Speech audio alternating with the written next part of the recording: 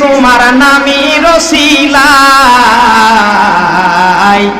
ও মদিনার কামলিওয়ালা সালাম তোমায় ও মদিনার কামলিওয়ালা সালাম তোমায় এই পৃথিবী সৃষ্টি তোমার নামে রসিলাই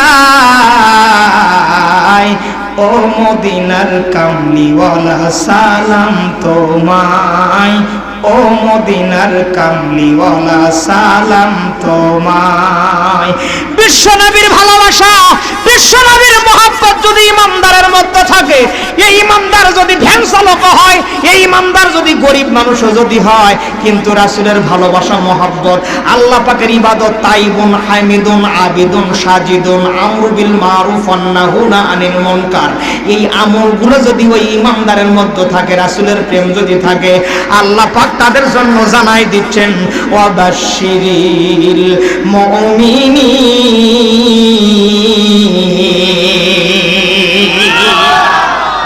ছোট্ট একটি হাদিসের কথা বলে আপনাদের জানা কথা হযরত আনাস বিশ্বনবীর খেদমত করেছে 10 বছর জোরে বলেন কয় বছর আর জোরে বলেন না কেন কয় বছর রাসূলের মহব্বতে কথাটা শোনার চেষ্টা করেন বিশ্বনবীর হাদিস শরীফের মধ্যে পড়েছি বিশ্বনবীর ভালোবাসায় যাদের চোখের মধ্যে মাছির কল্লার মতো পানি আসে এতটুকু পানি দেখে আল্লাহ পাক আরশ ছেড়ে দিয়ে সে বান্দার মাথার উপরে হাত দিয়ে বলে বান্দা চিন্তা করার দরকার নাই আমি তোর জন্য আমার জান্নাত রিজার্ভ করে দিলাম 10 বছর আমার বিশ্বনবীর খেদমত করেছে আনাসের বয়স মাত্র 12 বছর সহিহ বুখারীর হাদিস আনাসের মা একদিন আনাসকে ডাক দিয়ে বলে আনাস রে আমার মনের মধ্যে বড় চাওয়া যে এই লোকটার তুই খেদমত করতেছিস 10 বছর আমি এই লোকটাকে একটা নজর দেখতে চাই আমার বাসায় দাওয়াত দিয়ে নিয়ে আয় আনাস দৌড়ে গিয়ে বিশ্বনবীর কাছে বলল ইয়া রাসূলুল্লাহ ইয়া হাবিবাল্লাহ আমার বাবা দুনিয়ার মধ্যে নাই আমার মা আমাকে তিল তিল করে বড় করেছে গো ইয়া রাসূলুল্লাহ আমার মা আপনাকে দাওয়াত করেছে আমার বাসায় যাইতে হবে আপনাদের জানা কথা তাই সংক্ষিপ্ত করে বলছি বিশ্বনবী আনাসের বাড়িতে দাওয়াতে গেলেন পূর্ণিমার চাঁদ ছিল বিশ্বনবী বাড়ি যাওয়ার সঙ্গে সঙ্গে আনাস ছোট মানুষ ব্যস্ত হয়ে গেল মা তাড়াতাড়ি রুটি দাও তাড়াতাড়ি খাবার দাও তাড়াতাড়ি গোশত দাও কি আছে তাড়াতাড়ি দাও আনাসের মা ডাকতে বলে আনাস আমার বাসায় খাওয়া নাই খাবারের জন্য আমি বিশ্বনবীকে দাওয়াত করি নাই একটা কথা জিজ্ঞেস করব বলে আমি বিশ্বনবীকে দাওয়াত করেছি আনাসের বাড়িতে বসার মতো কোনো প্লেস ছিল না বলতে গরিবাসী আহারে তক্তার উপরে বিশ্বনবীকে খালি তক্তার উপরে বসতে দেওয়া হলো দরজার আড়াল দিয়ে পূর্ণিমার চাঁদের রাত্রিতে বিশ্বনবীকে হযরত আনাসের মা পর্দার ফাঁক থেকে দেখতেছিল নূর নবীর চেহারাটা কেমন আনাসের মা একবার চাঁদের দিকে দেখে একবার বিশ্বনবীর দিকে তাকায় দেখে আনাস বলে মা তাকাতাকি বাদ দাও তাড়াতাড়ি খাবার দাও আনাসের মা বলে আনাস রে এ কোন লোকের তুই খেদমত করেছিস পূর্ণিমার চাঁদের দিকে আমি তাকায় দেখতেছি পূর্ণিমার চাঁদের মধ্যে কালো রঙের একটা জিনিস দেখা যায় কিন্তু আব্দুল্লাহর বেটা শেরজাবান আর নবীর চেহারার মধ্যে বিন্দু পরিমাণ কোনো কালো দেখা যায় না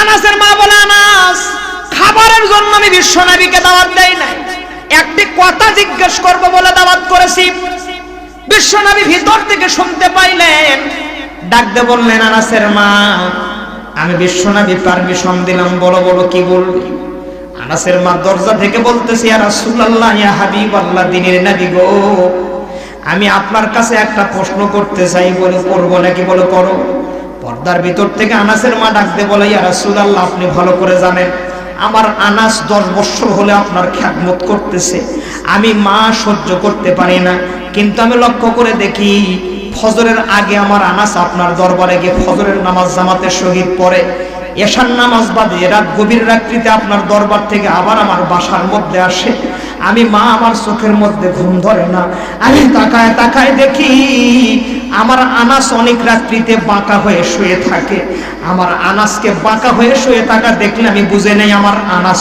ওই দিন কিছু খায় নাই যেদিন আমার আনাস সোজা হয়ে ঘুমায় ওই দিন আমি মা বুঝি আমার আনাস পেট ভরে খেয়েছে ইয়া রাসূলুল্লাহ আমি গরিব মানুষ আমার ঘরের মধ্যে খাবার 2 দিন থাকে 1 দিন থাকে না এক বেলা থাকলে 2 বেলা হয় না করেছি আপনি একটু দোয়া করে দেন আমার আনাসটা যেন ধনী হয়ে যায়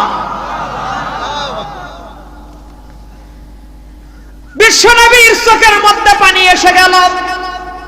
ডাক দে বলে, আনাসের মা, তুমি তোমার সন্তানের জন্য দোয়া করো, আমি কামলি বলা নবী আমিন বলে দিব। বলেন বলেন বলেন। সংক্ষিপ্ত করে বলছি প্রাণের ভাইয়েরা আমার, আনাসের মা হাত তুললেন। যারা দোয়া করার দলিল পায় না, হাত তোলার দলিল পায় না, বুখারী শরীফের মধ্যে আসেন দেখেন, আনাসের মা হাত তুলেছে পর্দার বাহির থেকে। আনাস ছোট্ট মানুষ, 12 বৎসরকার সন্তান, হাত তুলে দিয়েছে। বিশ্বনবী ঘরের মধ্য থেকে হাত তুলে দিয়েছে। দেখেন বিশ্বনবী আমার চুপ করে আছে। আনাসের মা কিছুই চাই না আল্লাহর কাছে, আল্লাহর কাছে শুধু চাইলো, আল্লাহ আমার আনাসকে আপনি ধনী বানায় দেন। বিশ্বনবী ভিতর থেকে বলল আমিন। ছোট্ট বাচ্চা আনাস বলে আমিন। 1 নয় 2 নয়, সিরাতে ইবনে হিসাবের মধ্যে লেখে প্রাণের ভাইয়েরা আমার, মাত্র 2 বছরকার মধ্যে 14 বছরকার আনাস মক্কার সেরা ধনীদের কাতারে নাম লেখায় দিল।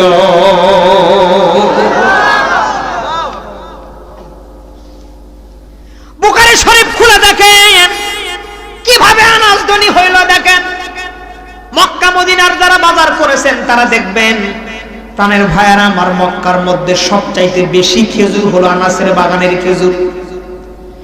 এই যে আজোয়া খেজুর আমরা বলি, এই আজোয়া খেজুর সর্বপ্রথম আনাসের বাগানের খেজুরের নাম হলো আজোয়া খেজুর। আল্লাহু আকবার। জোরে বলেন না কেন আল্লাহু আকবার।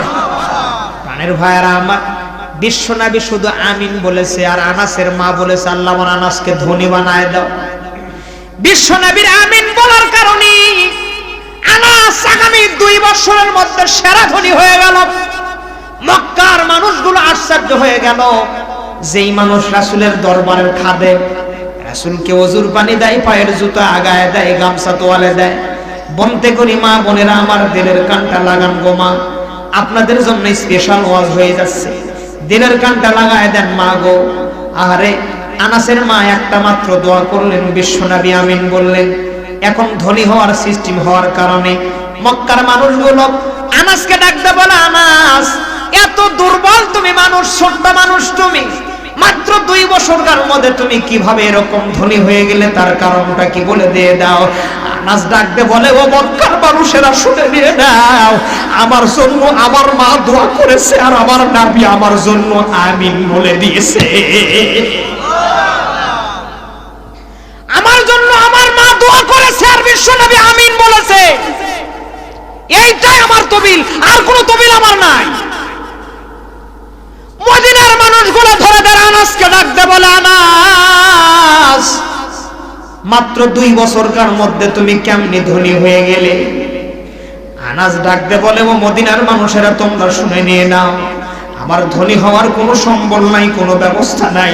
আমার জন্য আমার নবী দোয়া করেছে, আর আমার মা ভিতর থেকে আমার মা আমার জন্য দোয়া করেছে, আর আমার নবী পাক আমার জন্য আমিন বলে দিয়েছে। এটার নাম হলো ঈমান, এটার নাম হলো তাইবুন, এটার নাম হলো আবিদুন, এটার নাম হলো হামিদুন। ও বমতে গরিবাসী, তেলের কানটা লাগায় দিয়ে দেন। আজকে পৃথিবীতে যারাই সফল কাম, অবাশশিরিল মুমিনিন যারা সফল কাম যারা হইল, তাদের ব্যাকগ্রাউন্ড গুলো খুলে দিয়ে দেখেন, ভাই বাবার দোয়া না হলে মার দোয়া। বমতে গরির মধ্যে অনেক যুবক ছেলেরা আছে প্রাণের ভাইয়েরা আমার, প্রত্যেকের কদম মোবারকে হাত দিয়ে বলতেছি মেহেরবানি করে, এ জায়গায় যারা যুবক আছে অন্তত আজকের মাহফিলে লোক কম হোক আর বেশি হোক, আমি আপনাদের এলাকার ভাই। আজকে বাংলাদেশের বিভিন্ন মাহফিল করতে গেলে নানান রকমের কথা কানের মধ্যে ভেসে আসে। বাংলাদেশের এমন যুবক আছে 5 বছর হয়ে যায় বাবাকে বাবা বলে ডাক দেয় না। এমন যুবক আছে মাকে মা বলে ডাক দেয় না। ধিক্কার জানাই এই সমস্ত যুবকদেরকে। আমি উত্তপ্ত কণ্ঠে আজকের এই ছোট্ট পরিসরে মাহফিলে বলে যাই, ও যুবক ভাই, 1000টা মাহফিল তুমি করতে পারবে, 1000 খেলা তুমি দেখতে পারবে গো ভাই, মা বাবা যদি তোমার প্রতি বেজার হয়ে যায়, আল্লাহ তোমার প্রতি বেজারও হবে, তোমার উন্নতি হওয়ার কোনো সম্ভাবনা নাই। অন্তত আজকের রাত্রিতে আমার কাছে ওয়াদাবদ্ধ হয়ে যাও, আজকেই রাত্রিতে বাবাকে গিয়ে বাবা বলে যদি তুমি ডাক দিতে পারো, আল্লাহর কোরআন হাতে নিয়ে চ্যালেঞ্জ করে বললাম, আল্লাহ রব্বুল আলামিন আজকের রাতের মধ্যে এর সুফল তোমারে দেখায় দিবে।